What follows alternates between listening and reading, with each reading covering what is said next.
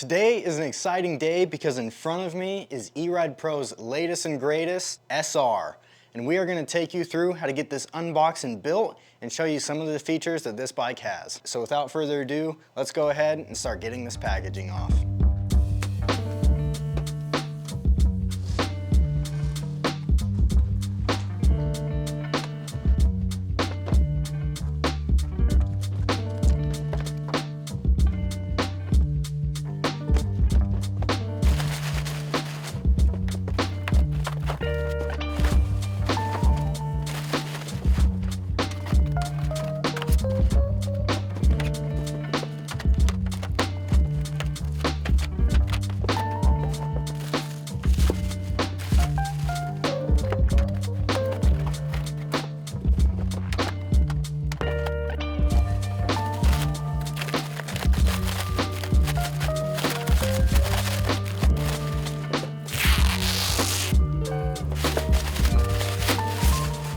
All right, we got this bike mostly pulled out of the packaging, and eRide did a fantastic job at protecting this bike while it was in the box in the shipping process.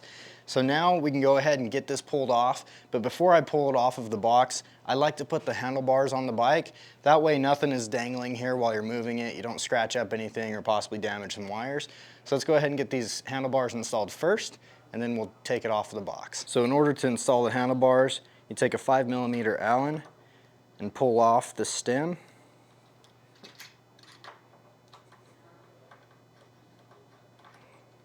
All right, before I actually install the bars to the stem, I'm gonna put the brake and the throttle on it. Sometimes these don't stretch quite far enough, so I'm gonna get that done now. So let's make sure that the brake routing is in a good position. Slide that brake onto the handlebars, and then let's do the same thing with the throttle. Gonna go ahead and loosen the throttle with a 4mm Allen as well.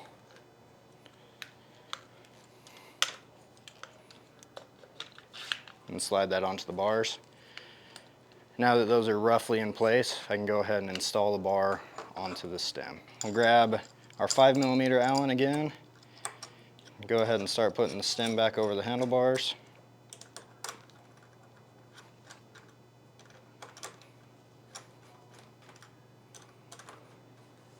Before I tighten these down, I'm going to angle the bars into the correct position.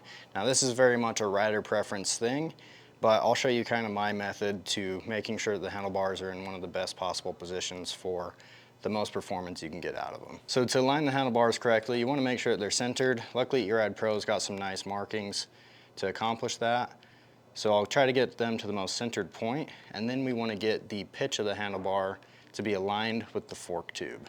So if you think about this like a line coming from the fork tube straight up, you want the handlebar's center point to match that line. That way it's in the best possible alignment for your body positioning and your elbow positioning when it comes to holding the handlebars. So once you've got it centered on the bar as well as with the fork, that's a great starting point. And then from there you can ride the bike and you can determine yourself if you want to pitch the bars back or pitch them forward a little bit. All right, now let's set this throttle in place. This throttle has got a button on the back here and a button on the front. The back button is your park button, the front button is a light button. So you want to make sure nothing impedes those. The biggest thing is you want to pull it as far over on the handlebar as you can, but if I pull it all the way over here, then my throttle grip is actually touching the bar. So once you pull it all the way over, barely back it off, and then make sure that the throttle twists perfectly. At that point, I can go ahead and tighten down the throttle with a 4mm Allen.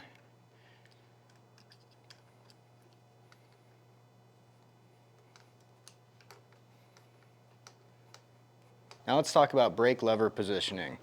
So this is also a rider preference thing, but kind of a rule of thumb is you want to take, when you're centered on the bike, and make a diamond shaped pattern, then pull that out to your grips. Now that I've got that in my grips, I'm going to keep my hand in that position, and I'm going to find the curvature point of the lever, and that's where I want that lever to be. So for me, I like taking the edge of my hand, putting it right on the edge of the grip, and then I'm in that diamond shaped position. Now how high or low you have the lever is going to be determined off of how much you're standing or sitting. I tend to stand quite a bit, so I point my levers a little bit further downwards Not a lot. I've seen a lot of people run them really far down. Then it's kind of a problem for when you're sitting. But we'll go to a nice natural position to where my wrist feels like it's very straight with my forearm when I'm on the bike, and I'll tighten it down in that position.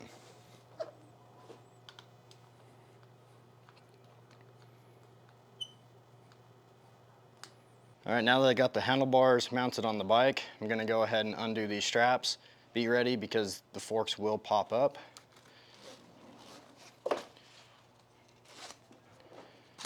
And the second strap is the one that's gonna hold the tension now. Now I can go ahead and undo the axle, pull the axle out of the block, and put the bike onto a stand. All right, to pull this axle off, it is a 4mm Allen wrench. You'll undo the right side pinch bolts, get those loosened off, then you'll take a 19mm wrench, loosen off the lock nut, pull that all the way out, and go ahead and go to the other side and loosen the other 4mm pinch bolts.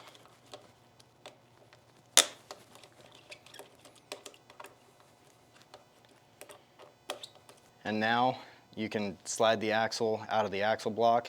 I would recommend having a friend with you here so that they can take the tension off the bike, and then you can pull that axle out quite a bit easier.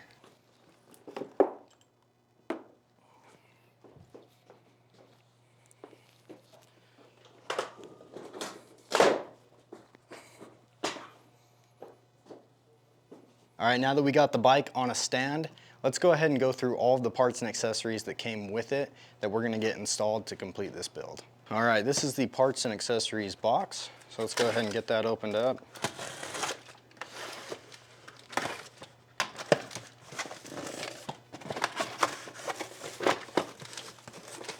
Inside of here is the front number plate.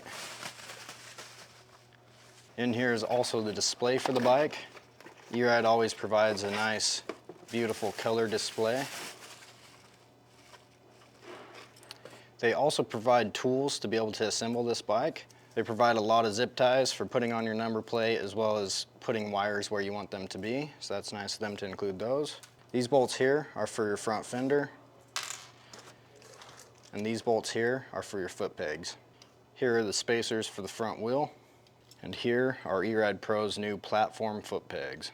E-Ride was kind enough to provide a nice keychain with these bikes as well, so that looks really good. E-Ride Pro has also provided a beautiful graphics kit with this bike, so that's honestly really cool that they did that. They don't do it with any of the other bikes, so this E-Ride Pro SR has got some nice custom graphics right off the get-go for you. This is their front fender. This is a definite redesign from their previous one, but it's got a really good shape to it. It looks really good. And this is the cover for the shock itself. Another nice little fender to protect the shock. In here is E-Ride Pro's charger. Let's go ahead and open that up.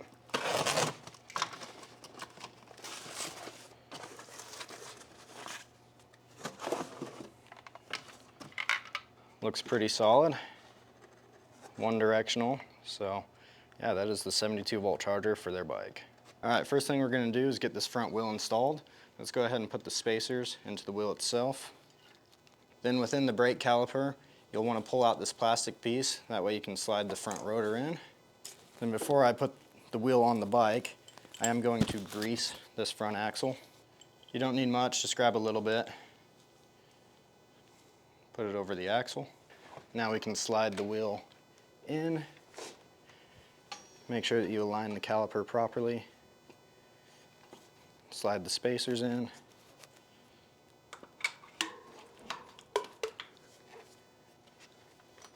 Align and slide the axle through.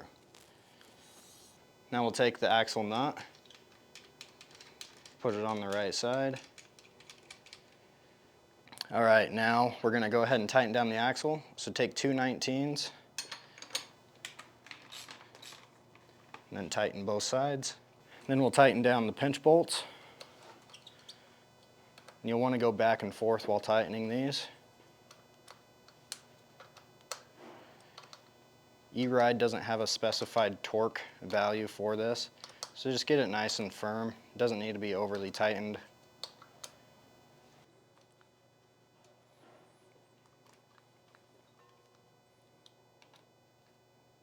Now let's go ahead and get the rear shock installed on the bike. This is a 6mm Allen and a 13mm wrench. I'm going to go ahead and pull this bolt out. Now I'm going to grab the shock, lift it up, put it in place, grab the bolt, align it, and slide it through. Now you'll take your nut, put it on the other side. This is a 13mm. Go ahead and grab that. I'll grab my 6mm Allen. We'll just go ahead and tighten this down.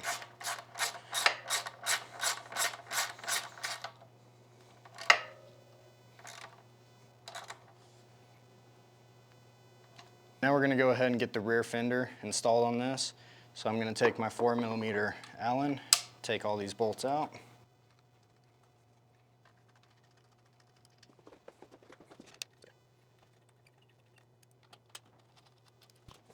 Then we'll take the fender, slide it over the mounts.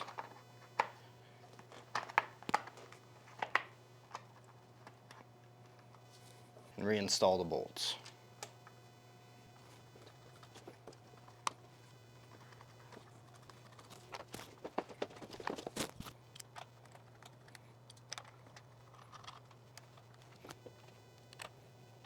All right, let's go ahead and install the foot pegs.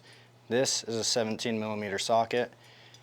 To make sure that you know that you have the right foot peg, when you put it in, it should be able to flick backwards. If it flicks forward, that's going to be a problem if you ever strike a rock. It's going to bend everything. Make sure it flicks backwards.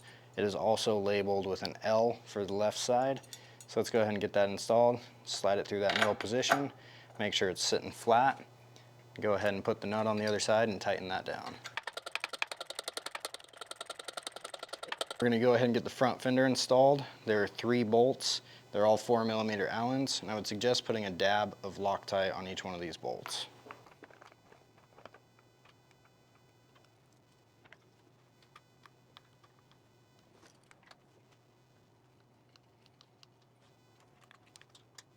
Now before I put the front number plate on, I'm going to go ahead and organize all of these wires. The rear brake on the bike came with the wire in front of the headlight, so I had to loosen up the brake, pull it over, and put this wire behind the headlight. And then I'm going to take all these other wires. There's quite a few different wires on here from the hand controls. Just make sure that those are running back as well. This is the wire to the display. So that is going to come up for when we install the display onto the bike. And then these wires here can come back behind the headlight as well. You can use a zip tie to organize those back there. And then I'm personally not a very big fan of this brake cable guide up here. So I'm going to go ahead and just remove that from this bike. And you want to make sure that the lower cable guide is perfectly in alignment and has got plenty of space for the cable to move. If it doesn't, it can kink when it goes through the stroke of the travel, and that is a huge problem. So now that you've got the wires all organized, we can go ahead and put on the front number plate. Make sure that your front brake cable is in front of the number plate. Go ahead and set that on, and then use the provided zip ties to wrap around the fork tube.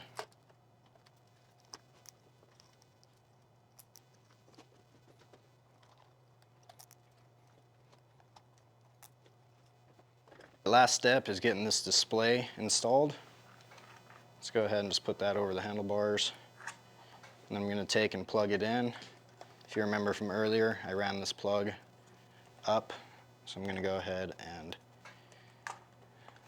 now get this plugged in. There's 2 arrows on this plug, so just make sure you're going the right direction.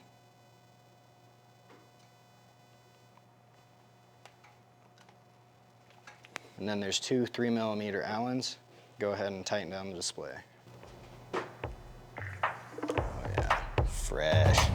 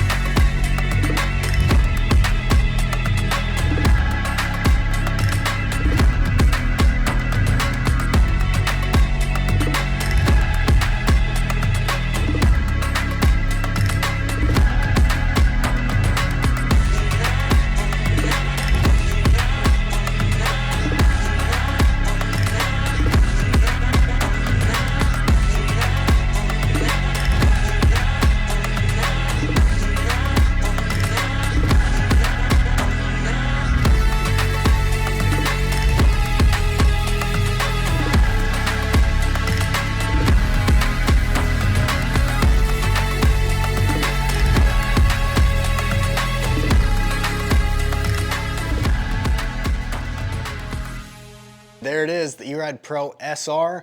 But before you can get out riding, I do urge you to go through and bolt check the entire bike. Make sure nothing came loose during the shipment process. Just go ahead and take some Allen keys, make sure everything's tight. And then beyond that point, we need to go ahead and plug in this battery to get this bike fired up. So let's go ahead and do that. All right, so we'll go ahead and take your key and get this battery lid opened up. And then this is where you go to plug it in. These are really nice connectors. This is a very high-powered bike, so it's nice that they split the power coming into two separate connectors. And then this is a battery communication cable. Let's go ahead and plug in the communication cable.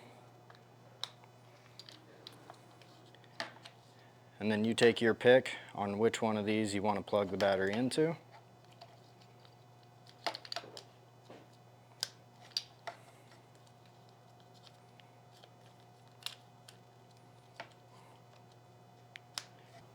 Just like that. They fit nice right there in the front. And you can go ahead and close your battery lid back down. All right, time for a little bit of a moment of truth. Let's see if this bike turns on.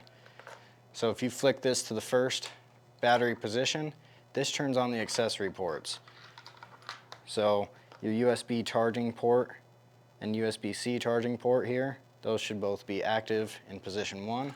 Position 2 completely turns on the bike. Now that the bike is on, you've got a nice beautiful color display. The color display has got what mode you're in. Currently it's in park. If you click the ready button, it moves over to ready. It is also in eco mode.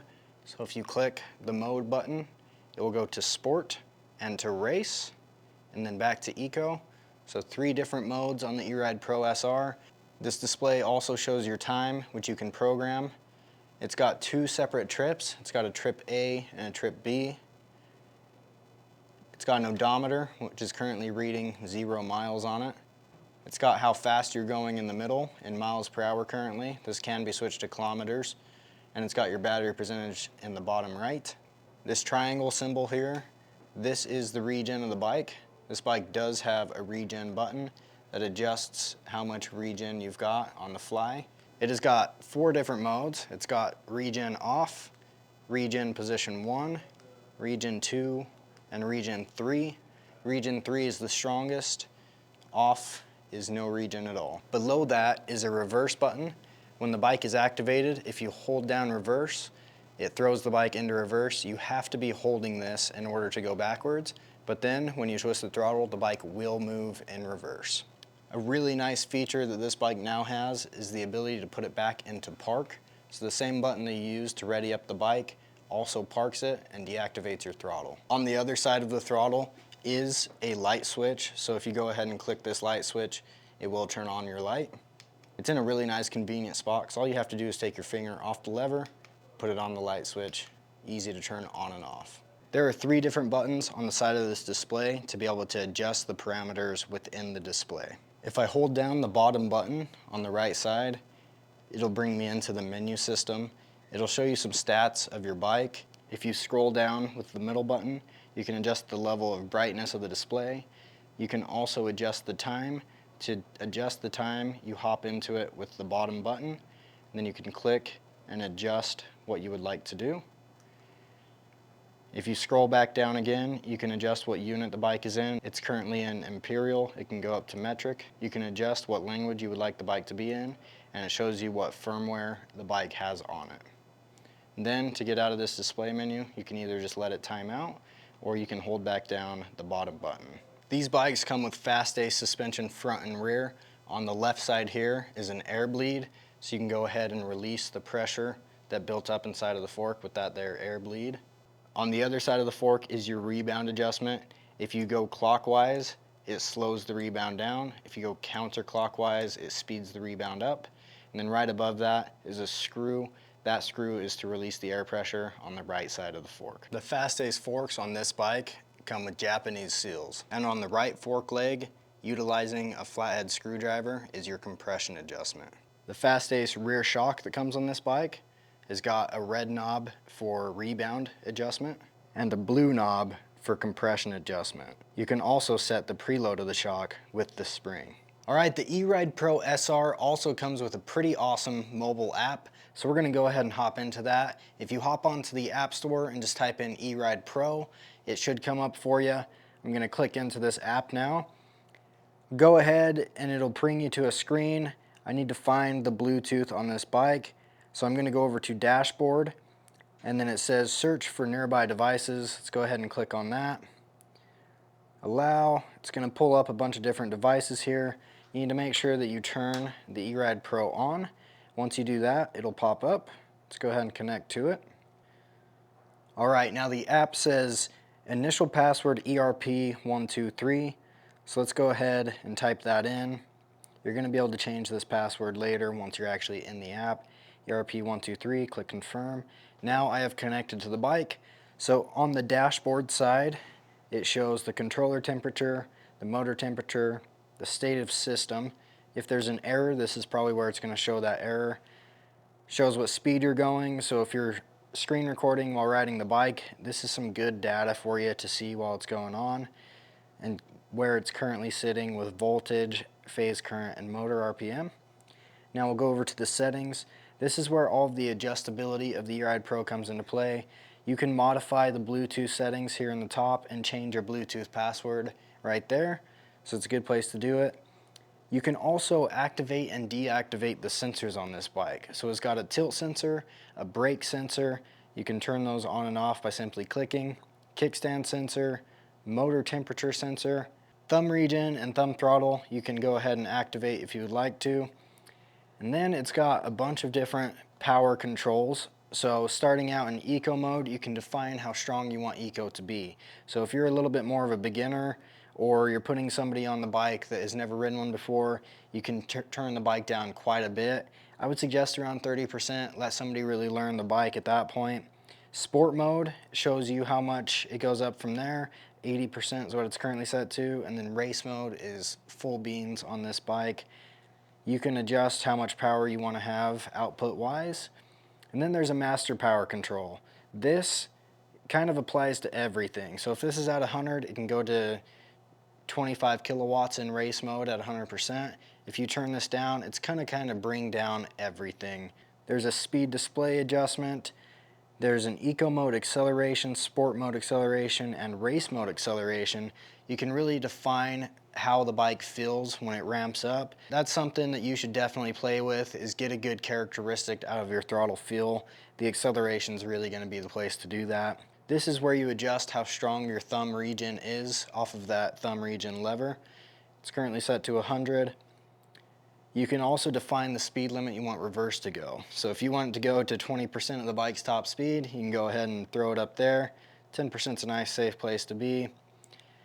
This part is really awesome. You can adjust the actual speed limiter of eco mode, sport mode, and race mode. So if you want to have any sort of speed limit on these, go ahead and adjust it here. Sport mode and race mode, keeping them to 100 is a nice place to be. Or if you want to kind of make it to where the bike's not going to top out at its full potential in sport mode, then you can go ahead and turn that down to 80. And then if you only want somebody to go like 20 miles per hour on a bike, you can turn down the eco speed limit quite a bit. So it's really nice that they've got this app with all sorts of adjustability there. And then if you go ahead and change anything, you can click save. It'll save whatever you changed. Now that it's saved, you need to power off the bike and power it back on, and everything will be running right. So I'm going to go ahead and do that here shortly. But you can also save specific tunes. So if you want to just make an individual tune, click Save Tune. Then you can select which tune you had saved. Now from the factory, these bikes are coming at 21 kilowatts in its top performance mode. So if you want to get all 25, you have to click this Unlock Power button. This will send you a warning, and you have to agree to that. Once you agree to this, you cannot take it back to 21 kilowatts. Now, obviously, you can tune the bike down if that's too much power. Luckily, that's nice that the app allows you to adjust that, but once you unlock the bike to its fullest potential, they kind of put the liability on you in a sense and make you accept this agreement. So if you want to get your bike unlocked to the full 25 kilowatts of power, make sure you click that button, get it unlocked, this bike's going to be completely ready to rip. But it is super cool that this is the first E-Ride Pro to have full app adjustability and ultimately give you a lot of the features that most aftermarket controllers in the market give from the factory. I'm really impressed by this bike straight out of the box. It is put together really well. I love that they went with fast ace suspension on it.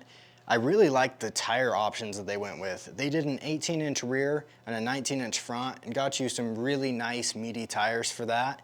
If it were me personally, I would probably keep the 18-inch on the rear and put a 21-inch on the front, but I wouldn't do that until a drop crown is made for this fork specifically.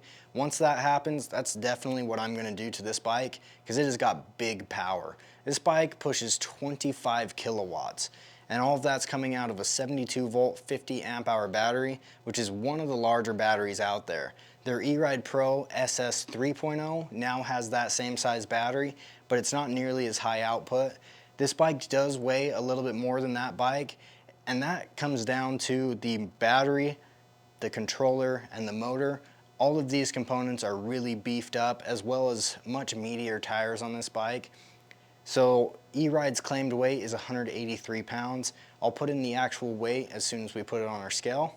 And there's one other thing that you guys might have noticed. This does not have the full-length seat that E-Ride Pro originally showed the SR having and is in all of their photos. That is coming soon. They are working on nailing that design and getting it to go out. But in the meantime, these first couple batches of E-Ride Pro SRs are going to come with this shorter seat. I don't know the exact date on when they're planning on changing that, but that seat is going to retrofit to this bike, and you could even retrofit that onto the 3.0, which is really nice if you want to get that full-length seat. Personally, for me, I think that's a great option. I would much rather have the ability to be anywhere on the bike that I'd want to be. So excited for that to actually come out for these. Beyond that, when it comes to the drivetrain, E-Ride really beefed this bike up, especially in comparison to the 2.0. The 3.0 is very similar to this bike in terms of the drivetrain. It went from a 420 on the 2.0 to a 428 on the 3.0, and this SR also has that 428 drivetrain. This bike comes with a 58-tooth sprocket, giving you plenty of torque to really drive all of that power. Now let's briefly talk about the aftermarket of this bike. What parts in the aftermarket right now currently fit onto it? First things first, the foot pegs. All of the E-Ride Pros have the exact same foot pegs, so you can put any foot pegs you'd like to on this bike. They provided a really cool wide platform. For me personally, being more of a moto rider, I don't really like that platform, so I'll go to a different foot peg. But if you're on the streets or you're wearing tennis shoes, which I would not recommend doing on a bike with this much power, but if you do that, those foot pegs are probably going to work really well for you. This bike also comes with a direct mount stem. Any direct mount stem that's on the market will fit onto this bike. You don't necessarily need to upgrade this one because it already is a direct mount, but if you do end up wanting to do that, you've got tons of options to choose from, as well as handlebars. This is just like the E-Ride Pro 2.0. So for the most part, every single part that fits onto an E-Ride Pro 2.0 also fits this bike, except for the brakes, the wheels. The wheels are totally different, and the front suspension. In order to fit this new standard of wheel, this is a different fork on this bike, so you got to make sure that you have all of those components correctly. And when it comes to that fork, it also has got 100mm spacing for this new style of brakes, so those parts are a little bit different. E-Ride has also moved to a new jack shaft axle on this bike and the 3.0 in comparison to the 2024 2.0. Now the 2025 2.0 that will be hitting the market soon has that updated jack shaft axle that is slightly larger. So when the aftermarket catches up on the jack shaft, you will get a nice strong axle for that, but currently none exist on the market. This frame has been reinforced from the inside, however the outside of it is still the exact same as the 2.0. So if you're wanting to do graphics kits or anything along those lines, the graphics kits from the 2.0 will work on this for everything except for the new style of front fender.